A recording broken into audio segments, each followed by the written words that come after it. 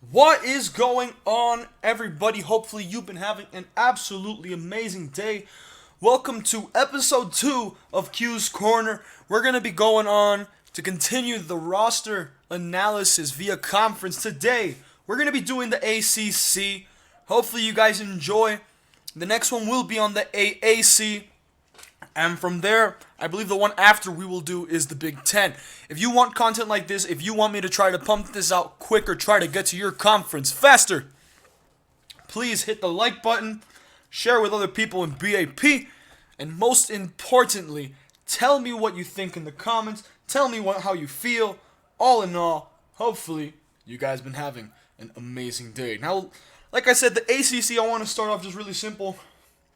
And from the bottom of my heart, I just want to say, I'm not a huge fan of the ACC as a conference. They have some really good teams, but I really think in this conference you can just draw a line and say this team is good or this team is trash. And the good teams are really good, but the bad teams, whether it be because of new coaching coming in late or just really bad ownership and everything, we're going to end up seeing a lot of pretty crazy things so far in the ACC. Now, first team I want to talk about, as always, I do this in alphabetical order. And before I get into it, I have a section called where I divide this up on the post, which is the best player, my X factor for that team, and the freshman to watch. Now, the freshman to watch, I will not be including redshirt freshmen. I know a lot of people could include them, but unless all the freshmen on the roster are really uninspiring, I will not be including them at all. So let's go right into the first team. That will be one of the best teams in the conference, one of the best teams in the nation, that being Clemson. What can I say about Clemson that hasn't already been said in the past? This team used to be Virginia. Virginia now doesn't exist. They don't have any players on the roster. We will not be talking about them this season in the ACC. As almost every player, if not all of them, have left Virginia or left the Clemson Tigers entirely. No, have left the Virginia Cavaliers entirely and have become a part of the Clemson Tigers. The Tigers, of course, their coach, Coach Brewer, he's one of the better coaches in the league. He's absolutely amazing. He's looking to have this team finish top of their conference. Before I go into who's the best player, who's their X factor, and who's their freshman to watch entirely and discuss that, I'm going to run down the roster. Their quarterback, Jimmy Whitten, a redshirt sophomore, 96 overall. In the backfield, they have a freshman and a senior. The senior being Preston Robinson, 85 overall. And the freshman, who looks very exciting, very good indeed, Kendrick Bourne, 81 overall. The wide receivers, they have 4 receivers. 3 of them look absolutely amazing. The other one is a freshman who will definitely learn from the first 3, and hopefully he develops just as well. Redshirt senior Dennis Swift, a 92 overall. Prince Castillo, a senior, 90 overall. And 92 overall junior wideout DeMar Thompson. That's their big 3 at the wideout positions. While Derek Rodriguez, 77 freshman. That's going to be really good. It seems like a really good offense. But where this team truly thrives is on the defense. Terrell Barber, 86 overall sophomore. He's lining up on the D-line with Brendan Wooden, 83 overall senior, and freshman Gilberto Macias, 79 overall. Slide right back into the linebackers. They have some pretty decent linebackers in the sense that two of them are really young, despite not having the greatest ratings, and one of them just looks really good while also being young. AJ Andrews, 90 overall sophomore linebacker. He has done stellar in the past seasons, and he'll definitely hope to continue it on in this season for Clemson. Jaquiski, hopefully, if I'm pronouncing these names wrong, please tell me, so I don't mess it up in the future. Jaquinski Henderson, 79 overall freshman. Ben Jacobs, 76 overall sophomore. Linebacker course kind of weak, and we hop to the secondary though. This is where I'm going to be able to discuss my X Factor and why the X Factor is so important. Montez Fitzgerald, 80 overall, senior corner. Another corner is Pablo Sanchez, 78 overall senior. And then in the safety, they have 2 defensive backs as well. And Jacob Hillner and Stephen Papp II, both freshmen, both 76 overall. In the safety positions, free safety, Douglas Simmons, 79 overall senior. And then the star of the defense. It's spelled wrong thanks to the list BRJ posted, so don't come at me. Deontay Stewart. He's an amazing sophomore safety. Very interesting indeed that we can see on this team. And then, of course, they're one of the few teams, I think the only team, that has a kicker. Freshman kicker Booter Cooper. who I could have put as the X Factor or the freshman to watch, but I mean, he just looks really good. I'll get that out of the way. He looks really good. And having him come in and talk him as the X Factor just won't really be as beneficial, so to say. Anyway, let me talk about this team. 20 guys on the team, an average overall of 83.25. They have a lot of guys, very good rotation, and some really good players. Their best player and their best part of the team is not only their quarterback, Jimmy Witten, but their entire offense, as it will be explosive as usual. Witten has 3 amazing options at wideout. A freshman wideout option to learn as the 4th guy this season. Potentially, if they redshirted Derek Rodriguez, if he was down and he was active, I think that would be a better career move for them. At running back, he has 2 options to swing, either hand the ball off to or pass it out to in the backfield. And I think that's really cool, especially with Kendrick Bourne and Preston Robinson.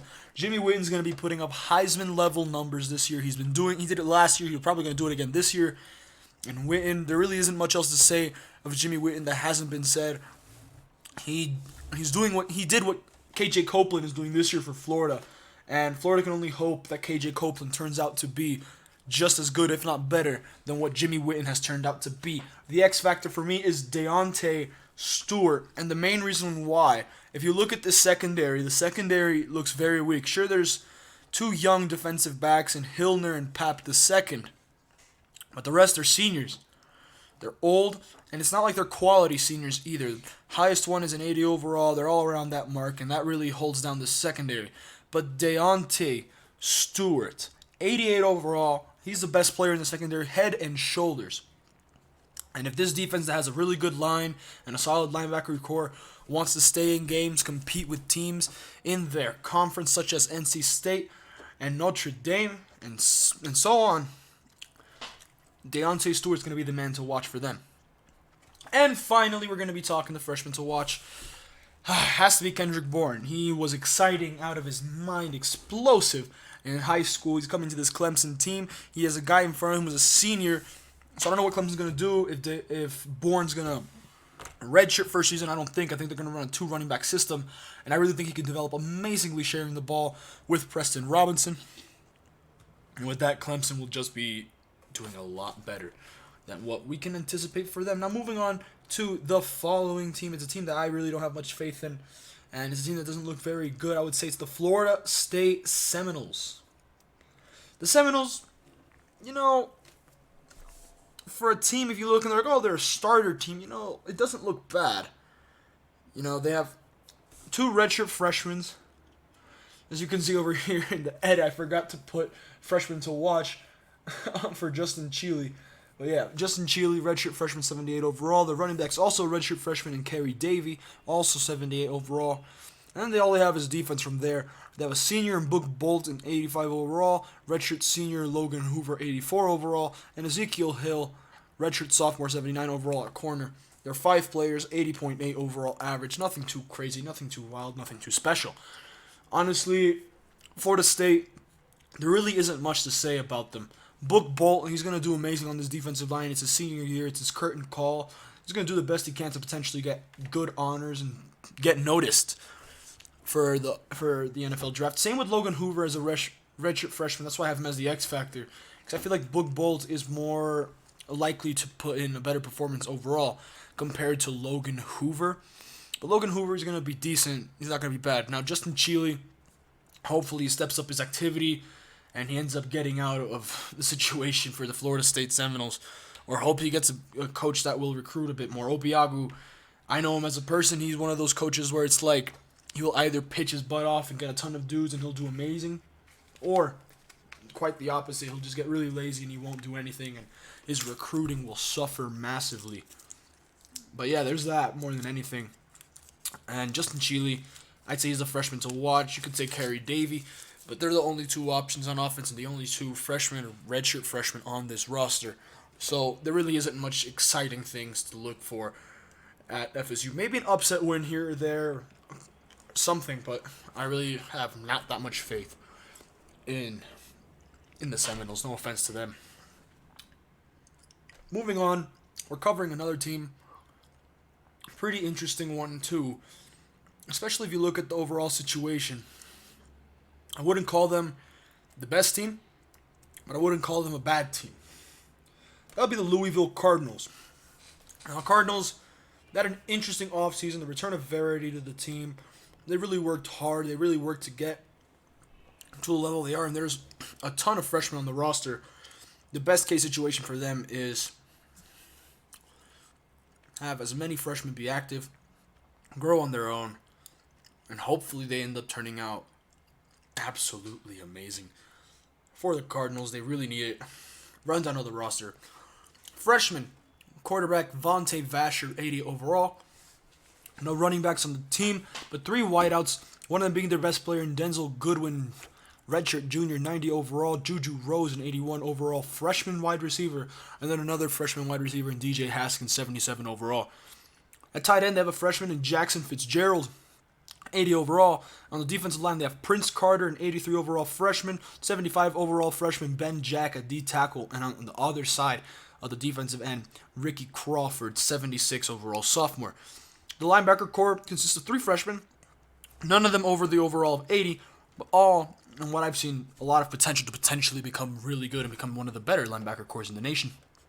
Lawrence Singletary, 79 overall freshman, Brandon Davis, 78 overall freshman, and Jebediah Davis, 76 overall freshman. And at corner, they have one of the best ones in the nation, is only a sophomore, and Nakobe Metcalf, 89 overall.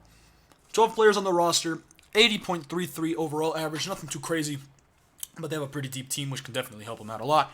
As is Denzel Goodwin, he's a really good wide receiver. He's a redshirt junior. He could be going to the NFL this season. If he does so, it could be a huge blow to Louisville, but I feel like he's one of those players that will stay all 4 years. He's a 90 overall already. He works his butt off.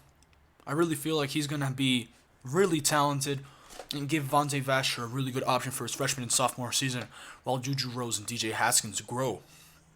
The X Factor is Nakobe Metcalf. The defense is very young, and that comes with struggles. Along with not only having a really young defense that are not insanely high overalls, but at the same time being the only secondary member, Nakobe Metcalf's going to be the one to watch to lock down the best receiver for Louisville if they have any chance to even compete in the ACC this season. Nakobe Metcalf needs to be on the top of his game. I really think he can do it, but the question is, can he turn into a leader this early on in his career? He's shown signs that he could, and I'm really looking forward to it. First one to watch, Vontae Vasher. He has 3 good options at wide receiver and 1 at tight end. 3 of those 4 options as a whole are freshmen as well. But Vontae Vasher, if he can't throw the ball to them, none of them will be incredibly amazing. And if he's not very good or active, Louisville will obviously look in different directions for another quarterback. But I have faith in Vasher. I think Verity picked a really good guy in Vontae Vasher. He has some good options for him to throw year one compared to some recent quarterbacks that we've seen in other teams as well that they struggle because in their first season because they just don't have the weapons around them. Vontae Vasher has some pretty good weapons around him that can develop over time. And they're relatively young, they're not too old, and that can definitely be something pretty interesting. And more than anything, could help the team out a lot in the long run, so to say, if you're catching my gist in that situation. Now, here's the worst team in the conference, and it's not the coach's fault. It really isn't. Miami Hurricanes, it's not their fault that they're this bad. But at the same time, I don't think they're going to be as bad because of various reasons. First things first, Rourke got the team very late. He was able to convince Michelle Clark to transfer following the whole Texas Tech situation. Convinced Michelle Clark to transfer to Miami. There's no one else on the roster, which means he's the only player on it. The overall average is an 80 for Michelle Clark, but Michelle Clark is a true freshman. And this first season, if he's very active and everything, I really think he can develop very well. And if he can help Rourke really get at least wide receivers or just build an offense around him, Miami's going to have a pretty good offense. He's their X factor, he's their best player, and he's their freshman to watch. Because Michelle Clark, not having any options, if he can put up some really decent numbers or good numbers on a team that isn't very good, doesn't have any name options for them at all, Michelle Clark could be raising some heads, raising some eyebrows, turning some heads. I have faith in the kid. I really feel he can break out and be amazing. Speaking of Rourke, though, we're going to be talking now not about his team, but his player. NC State Wolfpack. This is one of, if not the best team in the nation. It's an amazing team. It's really going to be between NC State and Clemson to win the title of the conference, unless neither of them can make the final of the ACC conference. But they both look really good teams and amazing. And the favorites, obviously, NC State, followed by Clemson, battle of North and South Carolina. And I really think that's going to be something very fun to watch amongst both of these teams. Before we go any further and who the best player is and my X Factor and all the reasons why, let's get right into the roster more than anything. NC State quarterback, the number one quarterback in the nation, one of the top recruits, player of the year in high school, everything you can say about him. He's been amazing. And despite one of his ancestors right now coaching at Miami not being very good, with team-wise, Deion Rourke looks absolutely amazing. 85 overall freshman, nothing else to say. At running back, they have two options. Redshirt senior Shane Fournette, redshirt senior, 92 overall. He looks pretty good, so to say. Very talented.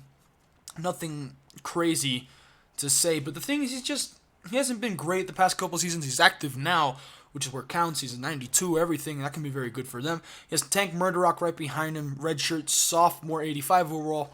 Also looks very good. I think that's going to be a very good running back duo with the way both of them have developed. At wide receiver, this is where it gets fun and interesting. Homeless Hobo, 88 overall junior. Amari Hill, 90 overall sophomore. And redshirt sophomore, 88 overall, Aiden Fitzgerald. Along with 89 overall junior Trenton Simmons. They're all going to be supplying Deion Rourke with some amazing options to throw the ball to. But here's where we see some more fun, so to say. Defense. Justin Jordan, 78 overall freshman. Josh Garrett, defensive tackle, 93 overall redshirt junior. And Joe Jordan, 81 overall sophomore. That defensive line looks pretty good. Two Jordans on it. Could definitely develop into something special. But this is most terrifying linebacker core in the nation. Let's start off with the worst player on it. DeMarcus Cohen, 77 overall sophomore. Many teams would actually like to have him on the team. He has some talent, and I think that would be very good for them. But then we shift it into a whole nother gear. Linebacker Jordan Stevens, redshirt junior, 87 overall. He's been amazing the past couple seasons. What else can someone say about Jordan Stevens? He's been very good on the defense. KJ Jeffries, 96 overall senior. Jeffries has been amazing. And he would be considered even better if it wasn't for his partner in crime and one of the best players in the nation. I think the best player in the nation, at least overall-wise, B.J. Henderson. 99 overall redshirt junior. We're going to talk about him more in a sec, but he looks insane. Moving into the secondary, three corners and a free safety on the roster. Jabari Hester and Turbo Schuster, both 79 overall freshmen, will be looking to learn under the guidance of redshirt junior corner Jax Bendick, 95 overall. And free safety Jason Smitherman, 89 overall sophomore. He looks great. This team has some insanely high overall players, and that's why I say they're one of the best ones in the nation. Not only do they have 18 players, but I think they have one of the highest, if not the highest, overall average in the nation, sitting at an 87.2 overall average, which is absolutely insane, so to say. I'll talk. Best player, B.J. Henderson. I already said he's one of the best players in the nation. I would say he might be a Heisman candidate, depending on how NC State plays. The conference they play in will definitely hold NC State back, but they have some big matchups to start off the season. They already had a confirmed matchup to open the season against... Hold up, I need to bring up the list for it. But they're starting off the season very strong against a very good team. And I think that's really going to be crazy for them, so to say. Because what they need is that talent, that team around them, so to say, that will push them to that higher goal. Main reason why is because a team like them, currently sitting 7th in the nation, people are going to be saying, oh, they're not going to be amazing. They're going to be kind of crappy. They play in a crappy conference. Well, they're playing 16 Ohio State in the Chick-fil-A kickoff game. Really good there. Ohio State just coming off one of the best recruiting classes ever. A ton of top guys. We'll talk about Ohio State more in the Big Ten video that we do, which should be coming out probably tomorrow, so to say, but we'll end up seeing how that ends up turning out. It looks very good for him. And also, they're the only team to have a kickoff classic to start off the season, and B.J. Henderson is on the preseason Heisman watch. The only ACC player to be on it. I really have to say, props, hats off to this kid, this young man. He looks very good. Now we're going to be going, and that goes right into the next best player, Jax Bendick, 95 overall corner. In my opinion, he has a relatively weak unit. Smitherman, he's solid at safety, but he has to groom two guys right behind him, and that will definitely show him his guidance, his value to NFL teams based off of him being a leader. But at the same time, if he can develop that same talent at NC State and truly be amazing for them the coming season, I think it's crucial.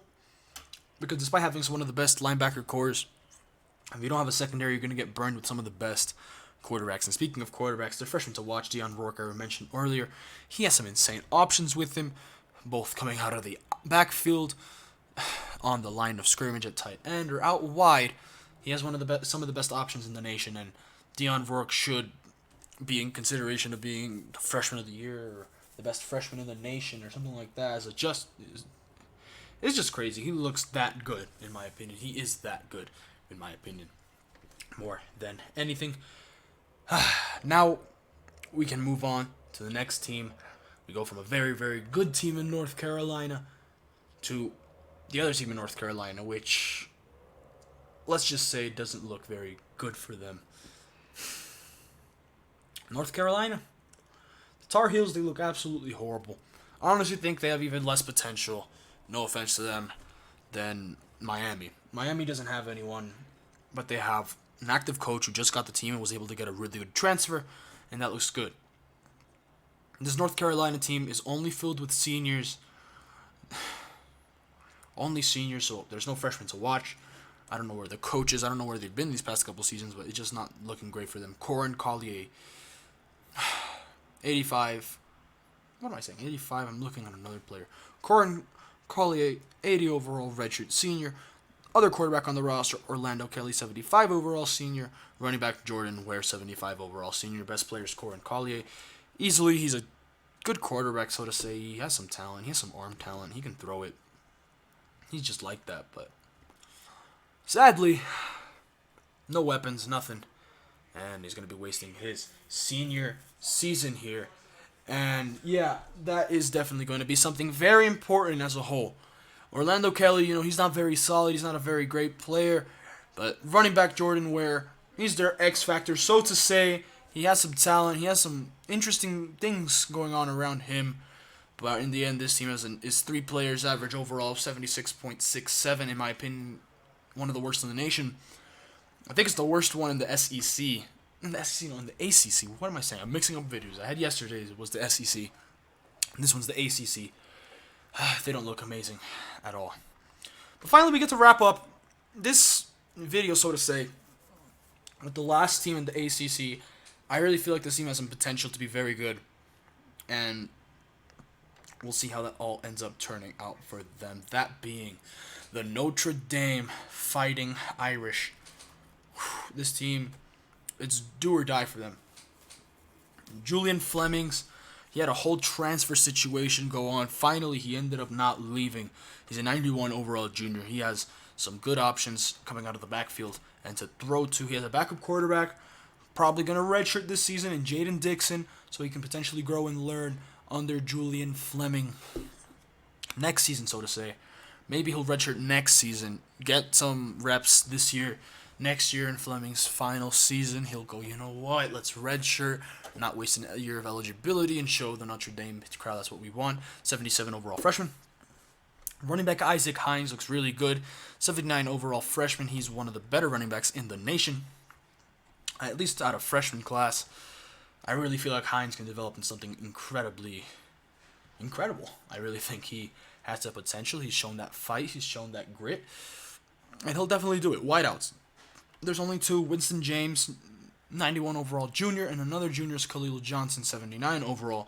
Both of them are the options Fleming will be throwing to, or Dixon, depending on how Notre Dame decides to run it this time around. And Joey Boyd, 83 overall junior, chilling at the tight end position. Sliding out into the defense, they have a middle linebacker and an outside linebacker and 2 corners. Rudy Bagbo, 84 overall junior. He looks solid. He looks really good. He looks to be the backbone of this defense. Very close to being my X Factor pick. But Fleming's got it. I'll explain more of that in the end. Rico Dillon, 76 overall freshman. Nothing to say. And then 2 freshmen in the secondary. Trey Davis at a 79. And Day Johnson at a 76. Nothing too special defensively for this team. 10 players, average overall of 81.5. Very solid if you ask me. And the best player I said was Winston James. Because Fleming's, he's been up and down. He had the whole transfer controversy. Winston James has been very consistent with this team. He's been very like, you know what, I'm going to catch the ball from no matter who the QB is. And he's been very, you know what, I want to be a part of this team until I die. I want to be here until I leave for college. And that's a very active mentality. It's a very loyal mentality. And I think a lot of NFL teams will take notice of that, as he is a pretty good wide receiver. And I think this season, with all the additions Notre Dame has made via freshmen, he'll definitely get more recognition this year. Their X Factor, Julian Flemings. I know he can play all around the offense. Kind of a Taysom Hill type of player. Very kind of gadgety, but he's their quarterback. He's been playing quarterback, and he's been good. He's been very damn good. But he's the X Factor because if he starts struggling, or if the whole transfer controversy comes up again, or all of that, best believe Jaden Dixon's right there to take it in. And that as a whole will affect this offense. No disrespect to Jaden Dixon, but at the moment, as a freshman, he's not at the level of a Julian Flemings talent-wise. So that's why Flemings is the X factor in this relatively frail offense. But still a really solid offense if you think about it. Decent wideout options and everything. So nothing to say. And most importantly, my freshman to watch in Isaac Hines. He's incredibly active. He works his butt off. You see him in the gym every day. Notre Dame must be counting their lucky stars for being able to acquire such a talent to come to Notre Dame. He's definitely something interesting.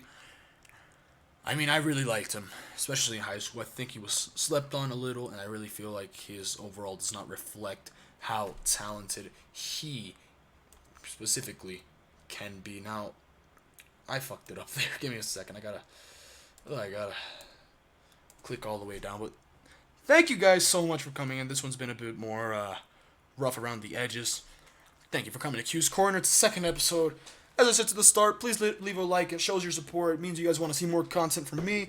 You want more people to tune into BAP content. If you have anything to do, I'll be posting some polls. Like, hey, ask me some questions. I'll pick the best ones they can, have a conversation about it, put it in the podcast. That's after we do all the roster reviews. I should be posting the AAC one a little bit later tonight. All in all, you guys have been great. Thank you so much for coming in. I really enjoy doing this. I really enjoy doing these type of videos, and I want to thank you guys for it, because honestly, it helps me grow in the community. It helps me bring more to the community, and it helps me put my voice out there and show you guys that I truly, really care about everything that's been going on. It's a great league. Thank you guys so much. Episode 3, Part 3 of the whole roster analysis should be coming very soon. In the meantime, thank you guys so much. You're awesome. It's been your boy Q. Peace.